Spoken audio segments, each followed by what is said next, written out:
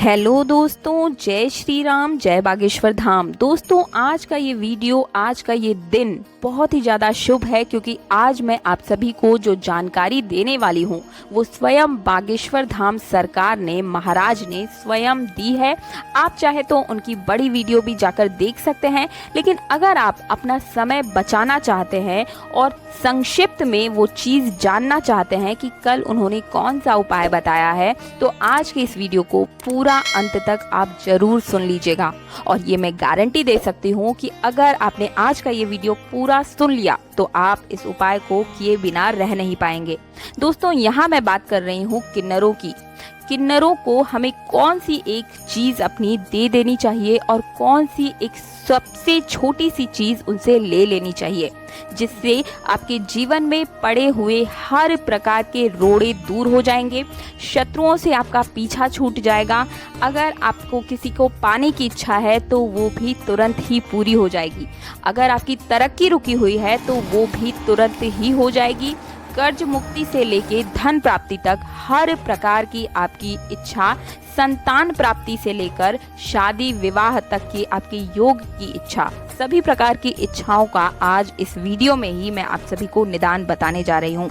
तो इससे पहले आप एक बार अपनी सच्ची श्रद्धा के साथ कमेंट बॉक्स में जय श्री राम, जय बागेश्वर धाम जरूर लिख दीजिएगा और साथ ही आपकी कौन सी मनोकामना है वो भी आप मुझे जरूर बताइएगा कि किन्नर से आप अपनी कौन सी इच्छा पूर्ण करवाना चाहते हैं। दोस्तों, आप कहीं भी बाहर आते हैं जाते हैं तो आपको किन्नर तो रास्ते में जरूर ही दिख जाते होंगे। आपका दिन बहुत ही ज्यादा लकी हो सकता है अगर आप किन्नरों को बुलाकर कुछ दान दक्षिणा दे दे। अब वो दान दक्षिणा क्या होगी, आगे के इस वीडियो में मैं आप सभी को बताऊंगी।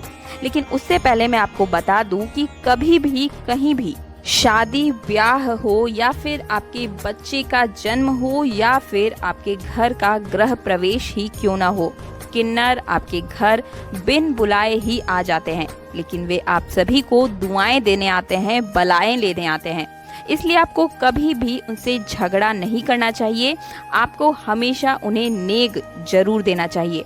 हाँ, ये बात मैं मान सकती हूँ कि वे लोग मनचाही मोटी रकम आपसे मांग लेते हैं, लेकिन दोस्तों, आप इन लोगों की अगर एक झलक भी देख लेते हैं और अगर आपको मैं जो उपाय बताने जा रही हूँ, जो चीज़ आपको मांगने के लिए कह रही हूँ, अगर आप वो मांग लेते हैं, ले लेते हैं, तो आपके जीवन की सभी समस्याओं का भी आप निदान कर सकते हैं। इसलिए पूरे वीडियो को जरूर ध्यान से देखिएगा क्योंकि ज्योतिष के इसके जो फायदे हैं वो आपको मैं आज बताने वाली हूँ। आप इनमें से फ्यूचर में कभी भी झगड़ा ना कीजिएगा। दोस्तों, बुधवार के दिन किन्नरों का मिलना या फिर दिखना बहुत ही ज्यादा शुभ माना जाता है और इन्हें कभी भी आप अपशब्द ना कहें, ना ही इनका कभी आपको मजाक उड़ाना चाहिए क्योंकि जो सच्चे किन्नर होते हैं वे कभी भी आपको परेशान करेंगे ही नहीं। काफी लोग बहरूपिया किन्नर का भी वेश धारण करके आप सभी से मोटी रकम ऐंठने आ जाते हैं या फिर परेशान करते हैं, लेकिन सच्चे किन्नर कभी भी ऐसा काम नहीं करते हैं। अगर हो सके तो इन्हें आप मीठा अवश्य बोलें और साथ ही साथ कोई भी आप मीठी चीज इन्हें जरूर दान कीजिए। ऐसा करने से आपके सारे बिगड़े काम बनने लगेंगे। दोस्तों, आपने अक्सर ये सुना होगा कि किन्नरों को यह चीज दान कीजिए, उनसे 1 रुपए का सिक्का लीजिए। दोस्तों, आप इसका वास्तविक जो ज्योतिष कारण है वो आज इस वीडियो में जान लीजिए। आज मैं आपको बताने जा रही हूँ कि क्यों किन्नर को ज्योतिष में भी इतना महत्व दिया गया है। दोस्तों, ज्योतिष शास्त्र में बुधवार का जो दिन होता है उसे नपुंसक ग्रह भी माना जाता है और यही वो कारण है जिसके प्रभाव से किन्नरों के लिए बुध ग्रह बहुत ही ज्यादा प्रभावित माना गया है। अगर इस दिन किन्नर आपको अपने घर में बुलाने हैं या आपके घर आ जाते हैं तो आपको हमेशा ही उन्हें कोई ना कोई चीज जरूर दान में देनी चाहिए। इससे आपका जीवन बहुत ही ज्यादा लकी बन जाएगा। आपका जो दिन है वो बहुत ही ज्यादा शुभ हो जाएगा।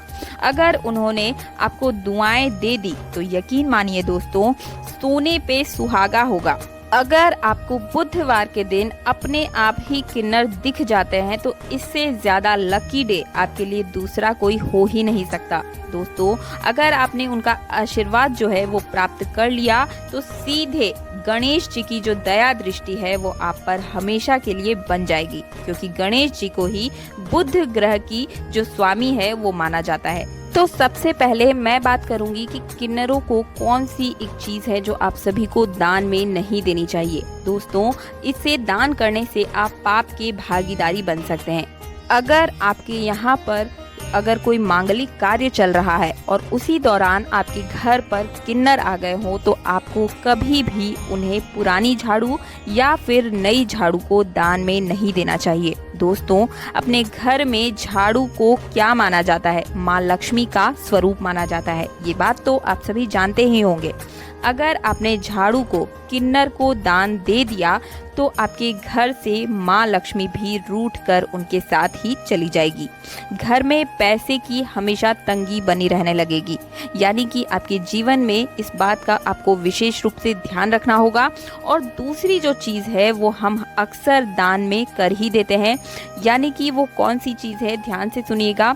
दोस्तों, अक्सर हम जो स्टील का कटोरा होता है किसी न किसी गरीब को अवश्य ही दान कर देते हैं। तो कई बार हम सोचते हैं कि कोई बर्तन है और नया बर्तन है तो हम किन्नर को भी दान कर दे, तो ऐसा हमें भूल से भी नहीं करना चाहिए। हमें कभी भी किसी किन्नर को स्टील का बर्तन दान नहीं करना चाहिए। ऐसा करने से आपके घर में कलेश का जो है वो झगड़ा जो है बढ़ने लगेगा। घर में सुख संपत्ति जो है उनके साथ ही चली जाएगी। इसलिए इस बात का आपको विशेष रूप से ध्यान रखना चाहिए। तो सबसे जो बेस्ट चीज़ है वो है आप उन्हें पैसे दान करें। दोस्तों, तीसरी जो चीज़ है हम अक्सर दान करते हैं वो है हमारे घर में बहुत सारी साड़ियाँ, पुराने कपड़े पड़े होते हैं।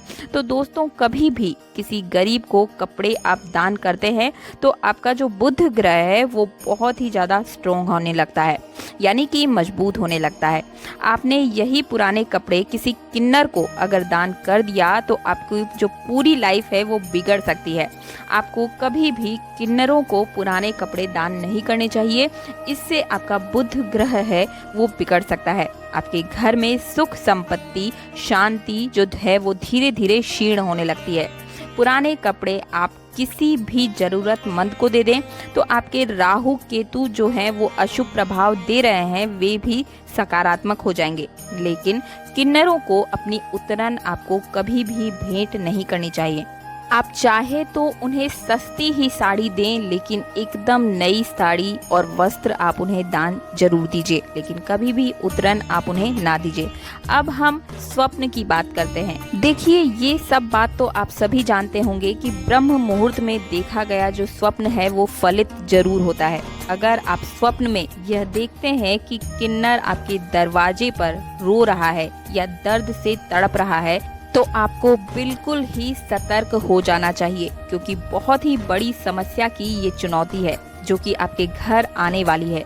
आपके परिवार को परेशानी में डाल सकती है। अगर किन्नर आपके यहाँ पर रोता हुआ दिखता है तो अब मैं आपको इसका जो उल्टा है वो बताती हूँ। अगर किन्नर जो है आपको स्वप्न में हंसते हुए या नाचते हुए आपको सपने में दिख जाता है तो आपके घर में 1 या 2 दिन के भीतर ही, जी हाँ दोस्तों ध्यान से सुनिएगा, अगर स्वप्न में हंसता हुआ किन्नर दिख जाए तो 1 या 2 दिन के भीतर ही खुशियों का आगमन आपके घर में होने वाला है। बहुत ही बड़ा चमत्कार आपको देखने को मिल सकता है। अब मैं आपको बताऊंगी कि वह कौन सी चीज़ है जो आपकी किन्नरों से आपको मांग कर ले लेनी चाहिए। अगर आपके घर में नहीं आए हैं तो पड़ोस में या बाजार में आपको कहीं भी किन्नर दिख जाए तो मिल जाए तो आपको कौन सी वो चीज़ है जो कि आपको उनसे ले लेनी चाहिए। उनसे जाकर अगर आप मांगेंगे तो आपके घर में खुशियाँ ही खुशियाँ आएंगी। तो 100 का 500 क्या या 1000 रुपए आप दे दीजिए। जैसे आप सक्षम हो उस हिसाब से आपको 100, 500, 1000 रुपए किन्नर को दे देने हैं।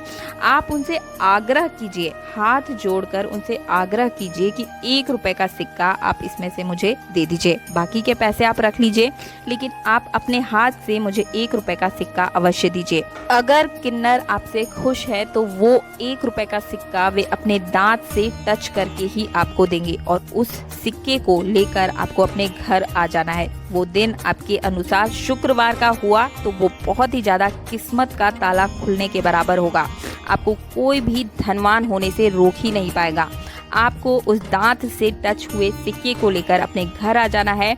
और अब आपको चाहिए 3 रंग के कपड़े। आप लाल, पीला, हरा इन तीनों कपड़ों को ले ले। रेशमी टुकड़ा होना चाहिए वो, और उन्हें एक के ऊपर एक आप रख कर उसके बाद उसमें उस सिक्के को रख दीजिए और उसे बांध दीजिए। और बांध कर उसे आप अपने पर्स या तिजोरी में जरूर रख लीजिएगा।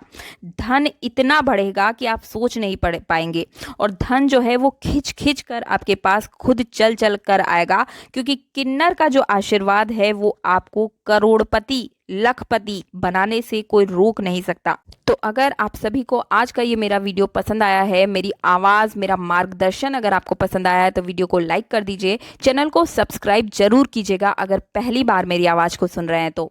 और वीडियो पसंद आने पर सभी के साथ शेयर कीजिएगा ताकि सभी को इसका लाभ मिल सके। मिलती हूँ अगले वीडियो में। जय श्री राम, जय बागेश्वर धाम।